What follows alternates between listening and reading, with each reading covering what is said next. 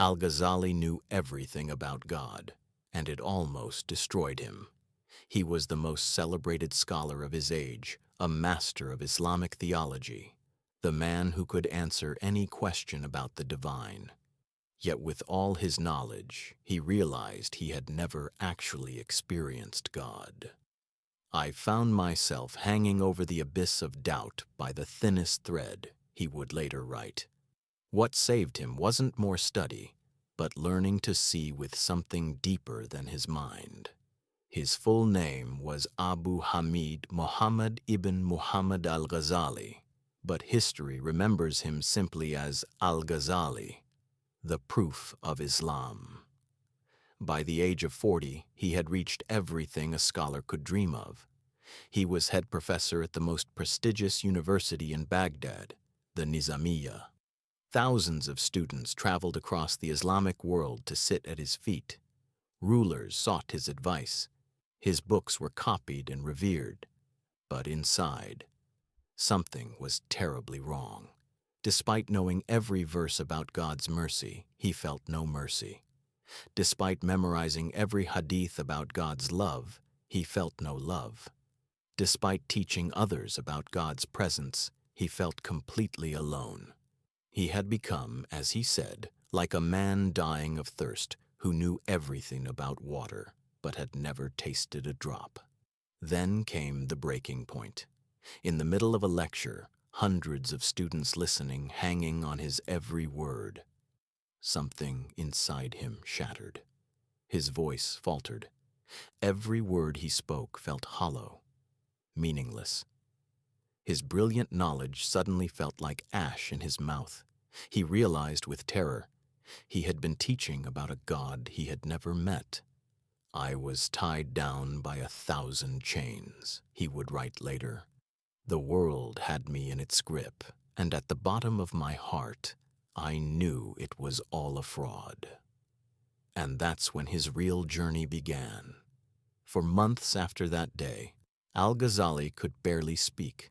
Literally, his tongue would freeze whenever he tried to lecture. His health collapsed. His body began wasting away. Doctors were baffled, but Al-Ghazali knew what was happening. His soul was starving.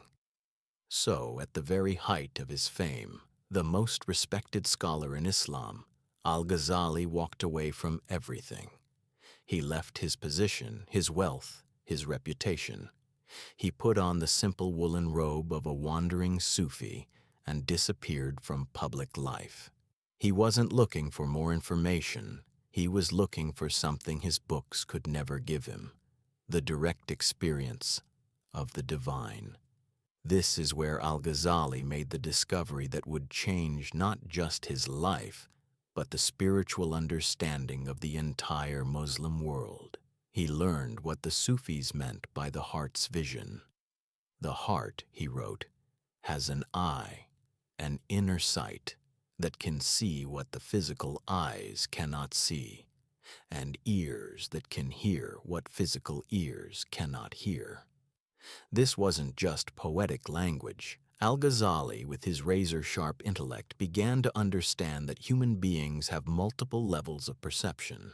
Just as we see with our eyes and hear with our ears, we also have this subtler perception, the eye of the heart.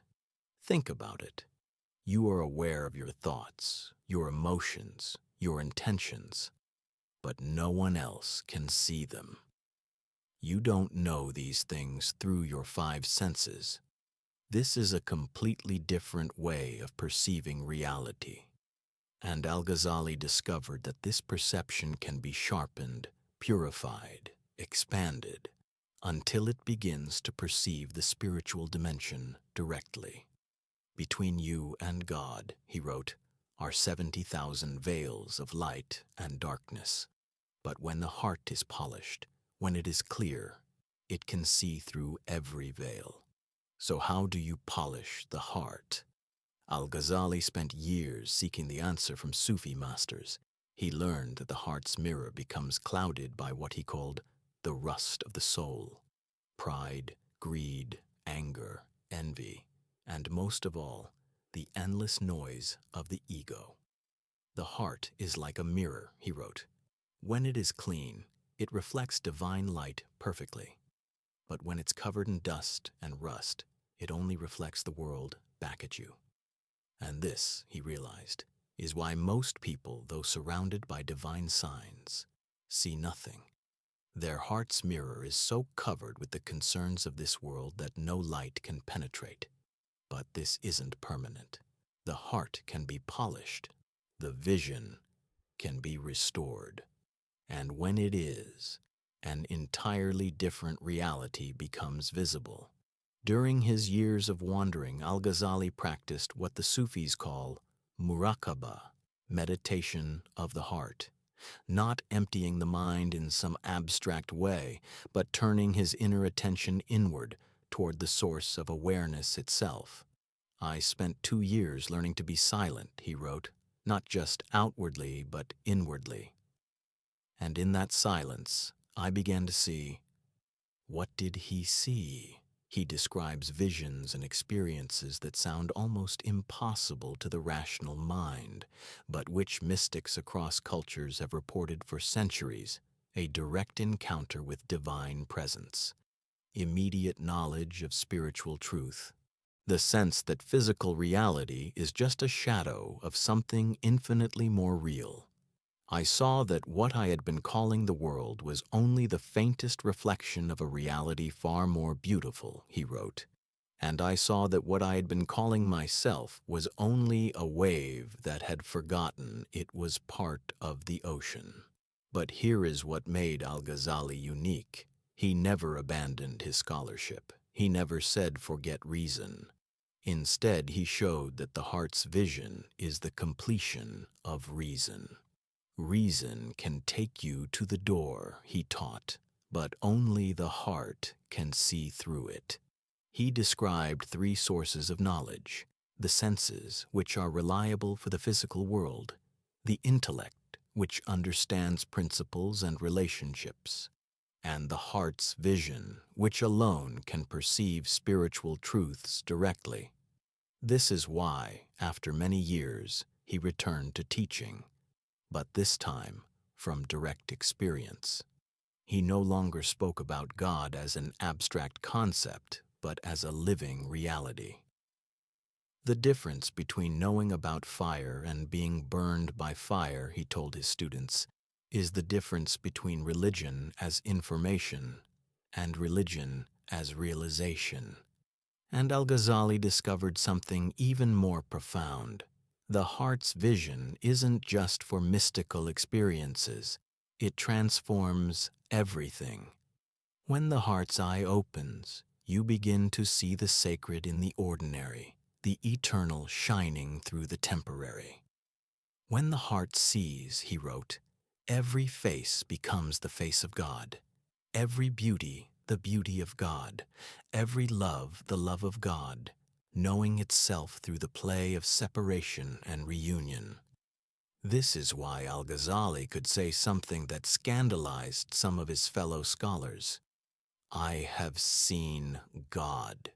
He didn't mean with his physical eyes, but with that direct inner sight that knows with more certainty than physical vision.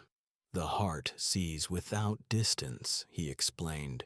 It doesn't look at God as something outside itself. It recognizes God from within. And this, he said, is available to everyone. This capacity isn't reserved for saints or mystics. It is the natural ability of every human heart waiting to be uncovered. Every one of us is born with the eye of the heart. It just becomes covered by the worries of this world, by ego, by the endless voice in the head. Spiritual practice, he taught, is simply the art of removing these coverings. He outlined 3 main ways. Remembrance of God, dhikr, which shifts the heart's attention away from the ego and toward the divine.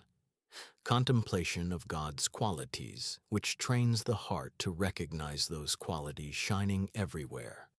Self-accounting, what he called muhasaba, the honest daily examination of your motives, attachments, and actions. Watch your heart, he advised, like a careful gardener watches his garden. Remove the weeds of negative emotions, water it with remembrance, and wait. The flowers of vision bloom in their own time. But he made a crucial point. The goal is not to chase after extraordinary experiences. The goal is to see ordinary reality with extraordinary clarity. When the heart is clear, he wrote, you don't need miracles to see God. You see him in the way light falls across a room. You see him in the breath that enters you without your asking. You see him in every kindness, every moment of beauty, every passing instant. This unveiling, this kashf, is not about God revealing something new, but about removing the veils that blocked what was always there. Near the end of his life, Al-Ghazali reflected, I thought I was seeking God, but I discovered that God was developing my heart's capacity to recognize him. Every moment of seeking was God preparing me to see. And in his final works, he revealed the deepest secret. When the heart truly sees, he wrote, it realizes that it was never the heart that was seeing. It was always God, seeing himself through the heart, recognizing himself through his creation. Modern neuroscience is now discovering that the heart really does have its own intelligence, that contemplation rewires the brain, that awareness can expand. But Al-Ghazali's insight goes deeper. The heart's vision isn't just a new way of perceiving. It is the recognition of what you actually are, beneath every thought and belief. When the heart sees clearly, it realizes that the seeker, the seeking, and the sought were always one, appearing to be three. This is how Al-Ghazali turned his intellectual crisis into one of the greatest spiritual transformations in history, not by rejecting the mind, but by allowing the heart to fulfill the mind's deepest longing, to know the truth directly. And the truth, he discovered, is this: what you are seeking is what is seeking. What you long to see is what is seeing. And when the heart truly sees, it sees that everything, every moment, every face, every breath is nothing other than God, recognizing himself through you.